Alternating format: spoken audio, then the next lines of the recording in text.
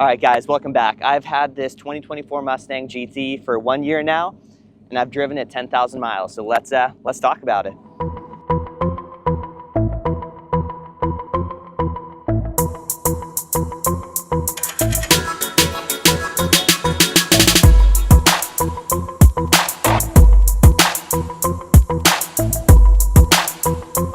All right, so in this video, I want to do an in-depth review of everything I love about this car, everything I hate about the car, the exterior quality, interior quality, the drivability, the practicality. We're going to cover basically everything on this 2024 Mustang GT. So before we get into the review, I just want to explain what the spec is for this car. So this is the GT Premium. This one has the blackout package. I think they call it like the Night Pony package. It also has the 401A and active exhaust. So and I'll put the window sticker up on the screen so you guys can see what that came out to. I believe the MSRP for this car was around $52,000, $53,000. I have tint on the windows, and then really the only modification I've done is an H-pipe, and it sounds so good. All right, first thing I want to talk about in this video is the exterior of this car, specifically the quality, the build quality of this vehicle. I know when the car first came out, there were a bunch of people that said like, hey, body panels don't line up, and you know, quality's not that great. From what I've experienced with the car, quality looks really good. I mean, I don't really notice any body panels that are misaligned. To me, the car looks amazing. Again, maybe there's some like small minor gaps and differences, but for the most part, it looks and feels like a $50,000 car. For the paint, I love this vapor blue metallic color, but there is already a little rock chip on the front hood, so I would highly suggest maybe getting PPF on it, or I mean, I don't even think ceramic coating would have helped that problem right there. But I mean, altogether, really nice quality on the outside of this car. All right, so the little paint chip I was talking about is right there. But I was able to get touch-up paint for it, so that will be a separate video where I try to fix that little guy right there. But yeah, as you can see, like body panels, looks really nice. No major gaps. Everything is aligned pretty well. Again, that vapor blue metallic color. In my opinion, that's the best color to get on these 2024 Mustangs. Yeah, for the most part, I don't have any major panel gaps. I'm sure on some of the builds, maybe you'll see that. So one thing to note also, I don't know if you guys have seen my shirt. It's my two dogs and the Mustang. Morgan, my fiance, connected with the company, and you give them like your top 3 favorite things and they make a shirt out of it. So that's pretty cool. If I remember, I'll drop the company in the description. I'm not sponsored by them or anything, so they could sponsor me, you know, wink, wink. But going to the back of the car right here, the tires, with this specific model, since it's not the performance package, you get with the Night Pony package, you get these 255s, 19-inch rims with, I believe it's 45 or 40 for the sidewall. Yeah, 255, 40, 19s. And 255s is not really wide enough for a 500 horsepower car, 486 horsepower car. So I put snow tires on this vehicle last year, and I drove it through the snow, and I roasted those expensive Bridgestone Blizzak tires within like 2,000 miles, and I had to throw them away.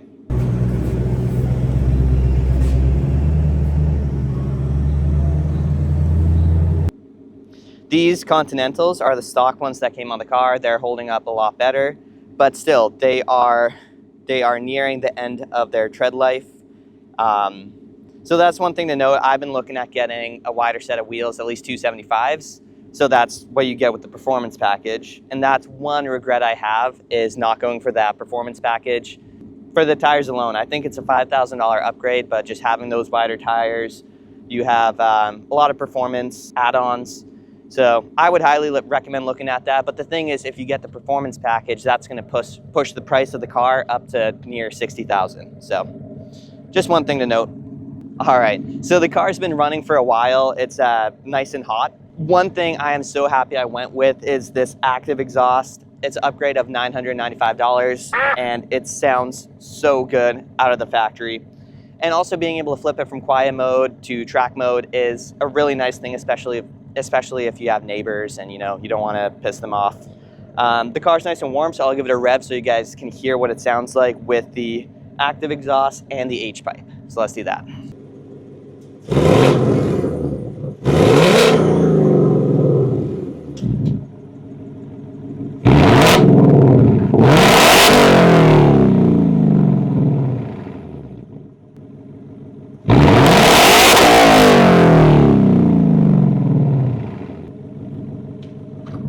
All right, I'm sure the microphone peaked pretty heavily there. So for the blackout package, I just want to run through what that comes with. So you're going to get this deck lid spoiler, comes with this deck lid spoiler, which is really nice, low profile. It adds just enough of that, accent to it without, having that big wing. I still want the big wing, but at least it comes with this little one. You get the black GT badge. If you get the performance package, it'll say performance right there. Going to the roof, you will get this black roof, black painted, not wrapped. And you also get the black mirror caps, which look really nice. You get the black 50 badge. Let me run over to the other side so you can see that. You also get this black. The heat extractor is black. Black pony in the front. Just a better look at this black 50 badge. And then, as mentioned earlier, you get these 19-inch black rims.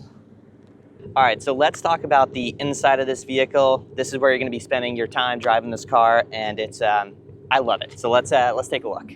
All right, so hopping right in. Excuse the car is a little dirty. I didn't have a chance to clean up the inside of it, but looking at the door right here, you have these chrome accents.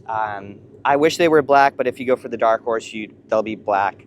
You have memory seats, 3 different options, power windows, and then power mirrors with the blind spot warning, which is really nice. I believe that is with the premium package. You have door handle, you have a speaker right here. If you get the 401A high package, at least on the 24s, I know on the 25s the B&O sound system is separate, but if you get a 2024 Mustang with the 401A high, you get this beautiful B&O sound system. Let me see if that's gonna show through the window.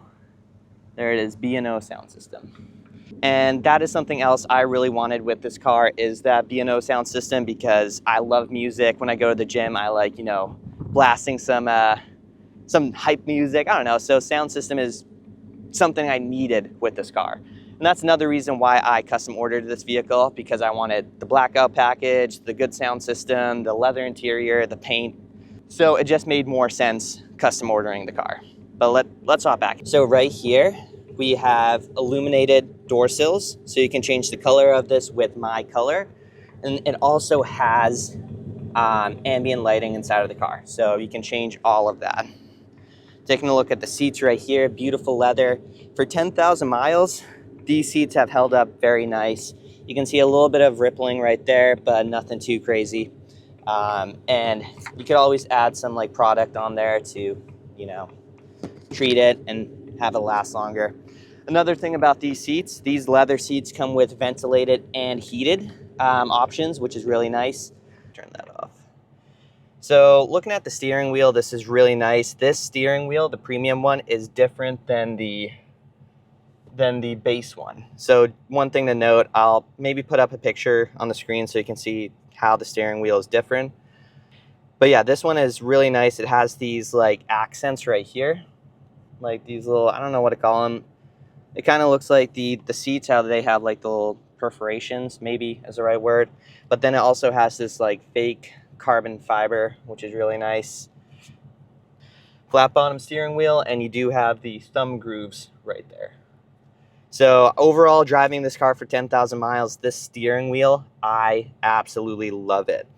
And looking at the controls, you have the voice controls right there for Android Auto, Apple CarPlay, volume.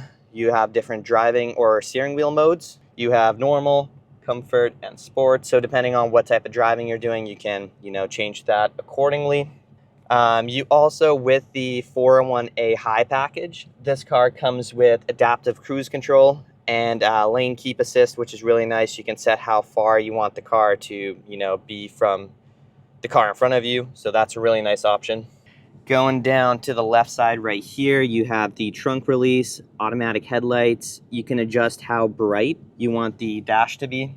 And yeah, automatic, also has automatic rain wipers, windshield wipers, which is really nice. So you can set the speed if you want it automatic, if you don't want it automatic. And then your high beams and turn signal on the side right there. All right, something else that you don't really think about, but something else that has been really nice to have in this car is the dual climate controls. Because my fiance Morgan, she is always cold, so she has her heated seat on, blasting the temperature at like 80. And then I run hot, so I have the cold seats on with my temperature colder. And it's really nice to be able to set those individually instead of having one climate control. I don't know, it's hard to explain. Also talking about the screen, I know when I bought this car, originally people were not the biggest fan of this whole screen. It's grown on me a lot. I really like it. I know on the base model, this isn't connected, it's separated, but it's pretty much the same screen. People talk about glare. I haven't had any glare issues where I can't, see my tachometer or my controls or speed or anything like that. So don't worry about that. I mean, I know this looks a lot different than the older Mustangs, but I mean, I love it. It feels new, and it looks a lot like there's a BMW, I forgot which BMW. I think it's like the M2, maybe M3. Also has a long wide screen like this, and people love that. So I'm not sure why people were hating on the Mustang screen, but I love it. Another little thing, you have push button to start. I went with the stick shift option, so I got 3 pedals, nice stainless steel. They have been wearing kind of a lot, at least the clutch pedal. I mean, you're constantly clutching in and clutching out, so I get that. But I mean, that's an easy thing to fix and replace. And another really nice thing is this car has wireless charging and, of course, the wireless Android Auto and Apple CarPlay. And if you plan on using these back seats, I hope you have a very small kid, because you basically cannot fit back there. That is with the passenger seat moved up, because Morgan likes her leg room. There's no room back here, and even my driver's seat, if I push that back, there's no way an adult's gonna fit back there. So definitely a 2-person car unless you have kids. All right, and just continuing the discussion, practicality for this car. It is a rear-wheel drive, high horsepower sports car. But one nice thing about this car is the trunk room. So with this car, you can drop down the back seats and you could easily fit skis, snowboards, you name it, bunch of luggage. And without folding the back seats down, you can actually fit a full set of golf clubs. I've actually fit 3 sets of golf clubs in here, but then I had to fold down the back seats. And just taking a little look into the trunk here. So I do have some of my stuff in the corner right there, but it goes in nice and deep. And then you also have the B&O sound system subwoofer right here if you get that option. Also, look at the little Easter eggs. There's a bunch of Easter eggs all over this car. Also, a little pull tab, a little dude's running away because he got probably kidnapped or something. I installed this, which is a little pull tab. I'll link the video. I'll put a bubble up on the screen so you guys can watch that if you guys want to install this as well. But it's nice, you can pull that down and close the trunk without getting fingerprints all over your deck lid.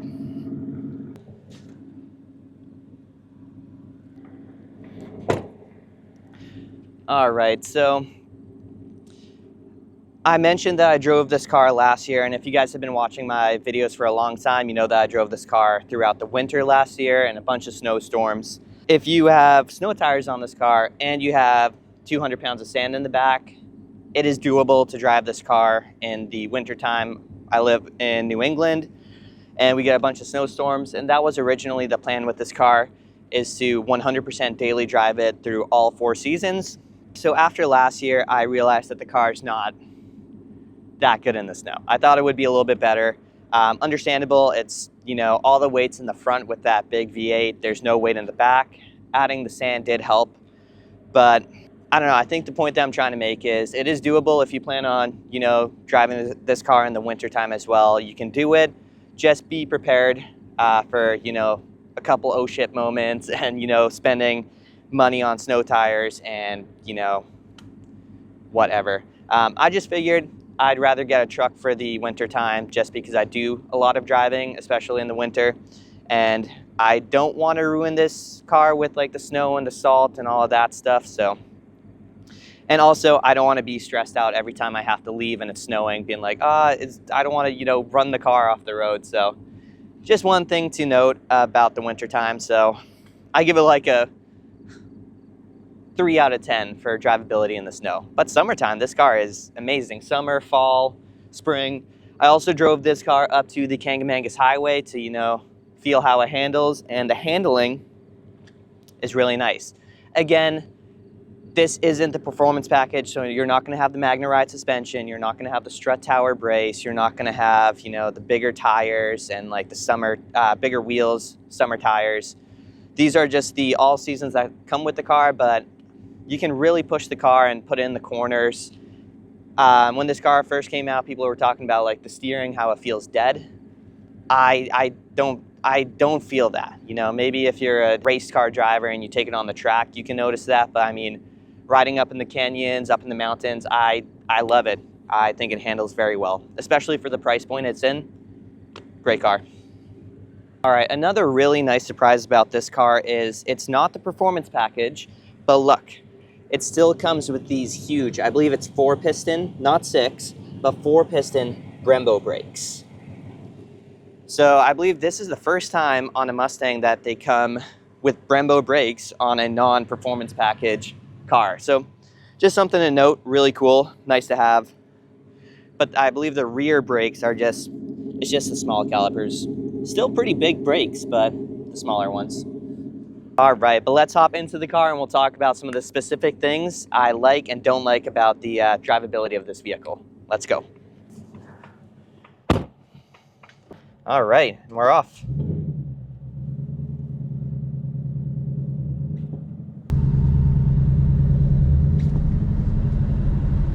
All right, I'll give it a baby pull. I don't want to do nothing too crazy.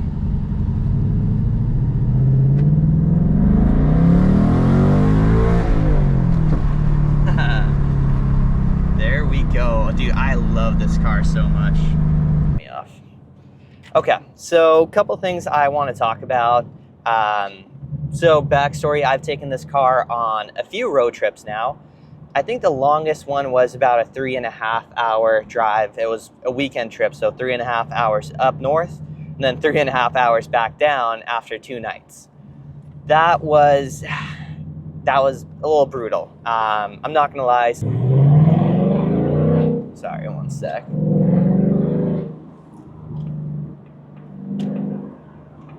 On those shorter road trips, the car did really good.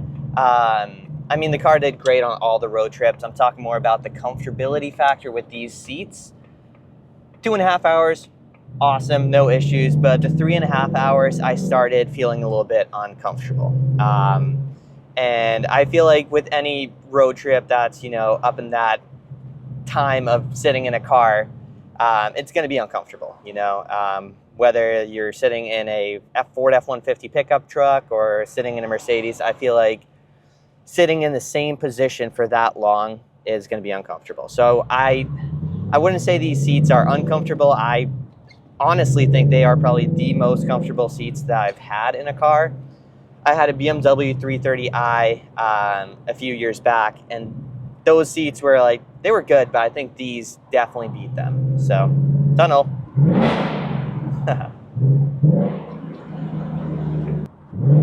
All right, so hopping on the highway here. What I'll do is on the buttons right here, we have, let me turn on lane keep assist first. It says lane keeping system is on. You can see I bumped the wall right there. But yeah, for the most part, it's not lane like centering. As you can see, I went over there and it didn't bump me in. So it doesn't work that great. Let's try again here.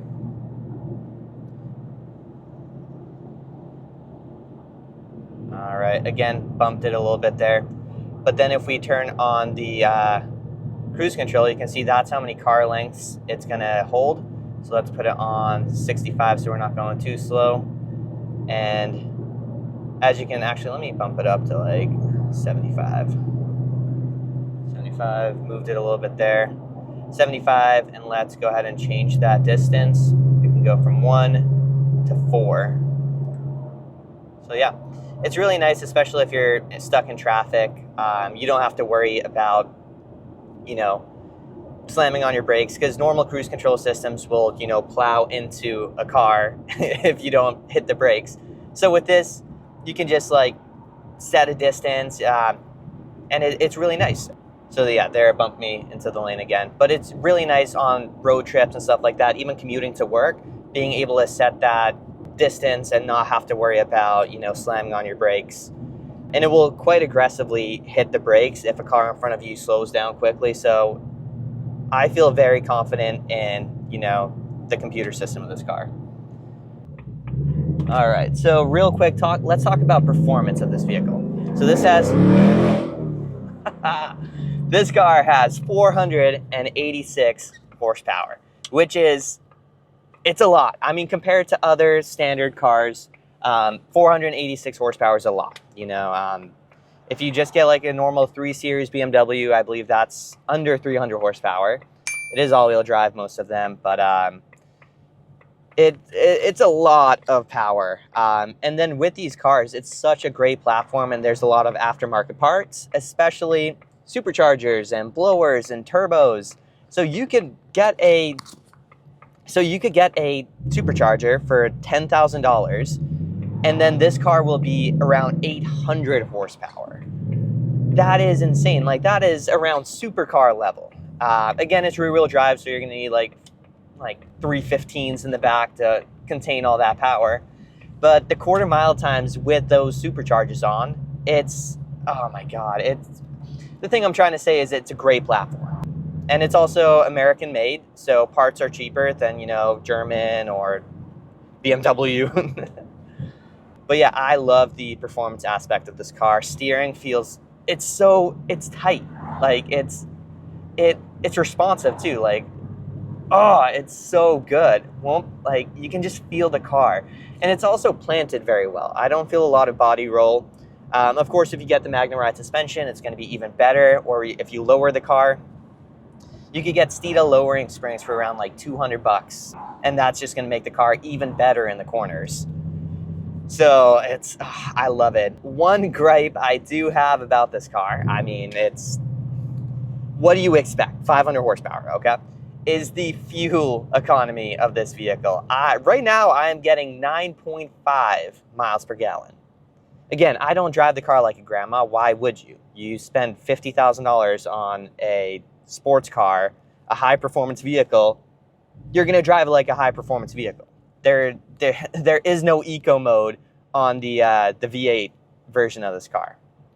So another nice thing is it records the speed limit sign. So right there, you can see it picked up a sign that said 30, and that is very responsive.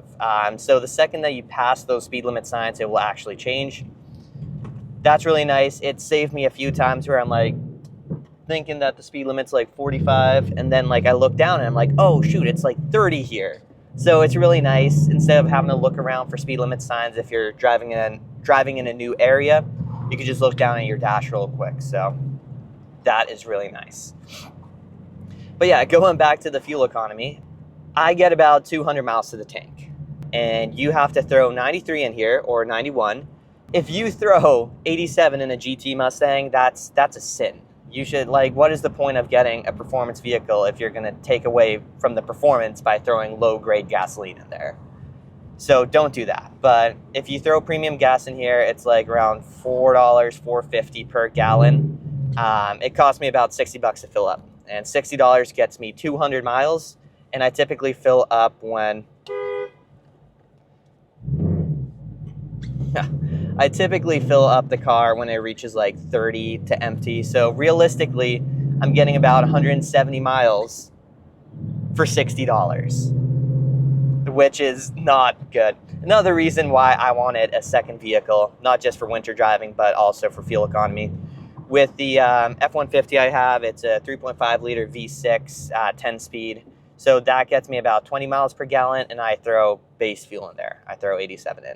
So it's a lot cheaper driving the truck than driving the Mustang. But again, you bought a Mustang. You want to buy a Mustang. Fuel should not be your biggest concern, you know? Hence again why it's just so good. Throttle response is also really nice. If you switch like drive modes, the throttle response is either more responsive, less responsive. So there's a lot of customizability on how you want to drive the car. All right. Other nice thing is huge backup camera. All right, so huge backup camera, nice and wide. Also has sensors here, which will show if you're getting close to something. Really nice. You have the parking alerts. You can exit out of that. Yeah, very nice. It's also just such a beautiful looking car.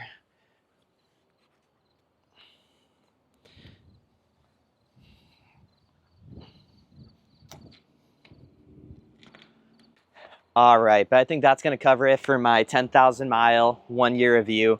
Let me know what you guys think of this car. Are you looking at picking up a S650 Mustang? Are you guys looking at getting the EcoBoost instead?